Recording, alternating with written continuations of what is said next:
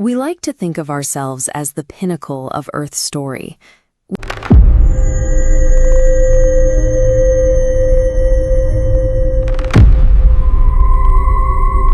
We draw a neat line in the sand somewhere around 10,000 years ago and call everything after it recorded history.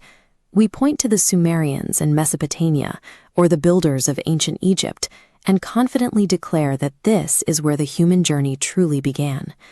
But within the collaborative universe sparked by H.P. Lovecraft, this timeline is a convenient fiction hiding a deep, horrifying prehistory. In this expanded mythos, lost continents like Atlantis and Lemuria are not allegorical fables. They were physical, thriving landmasses, deeply entangled with ancient cosmic forces. To see humanity's true role in this universe, we must look past the monuments we built and dig into the alien ruins our modern world is resting on top of. Our actual story starts almost 400,000 years ago, when a continent in the Pacific known as Lemuria was violently shattered by volcanic eruptions. Fleeing their ruined homeland, survivors crossed the globe to establish the first empire of Atlantis. From there, humanity spent the next 100,000 years migrating outward, peaking 200,000 years ago in the sprawling kingdom of Mu. But the citizens of Mu were not praying to human deities. They fell under the control of entities like Ghatanothoa and Zoth-Ammog, dark cosmic great old ones directly connected to Cthulhu.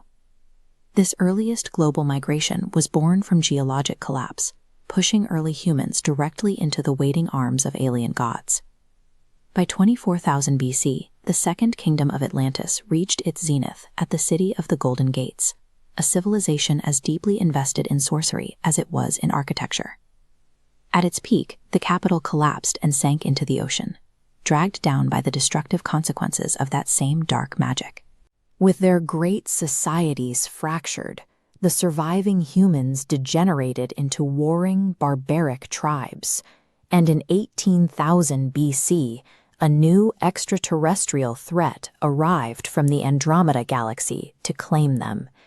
These were the Loigor. They lacked traditional physical bodies, existing instead as swirling vortexes of living power that only occasionally manifested fleeting, terrifying reptilian shapes. Settling amidst the ancient ruins of Lemuria and Mu, the Loigor easily overwhelmed the splintered human tribes, binding them into forced servitude. You cannot fight an enemy you cannot physically touch, let alone one you cannot see. For thousands of years, humanity was entirely powerless, reduced to slave labor for an invisible master. Humanity escaped the Loigor only because the physical world fractured once again.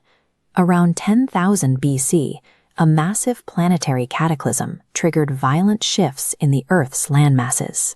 It wiped out the old world entirely, moving the continents into the configuration we recognize today, an event remembered in later myths as the Great Flood.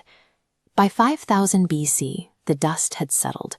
New empires began to grow on these fresh shores: the Egyptians, the Sumerians, the Greeks, and the Romans, all of them entirely oblivious to the entities that ruled before the waters rose.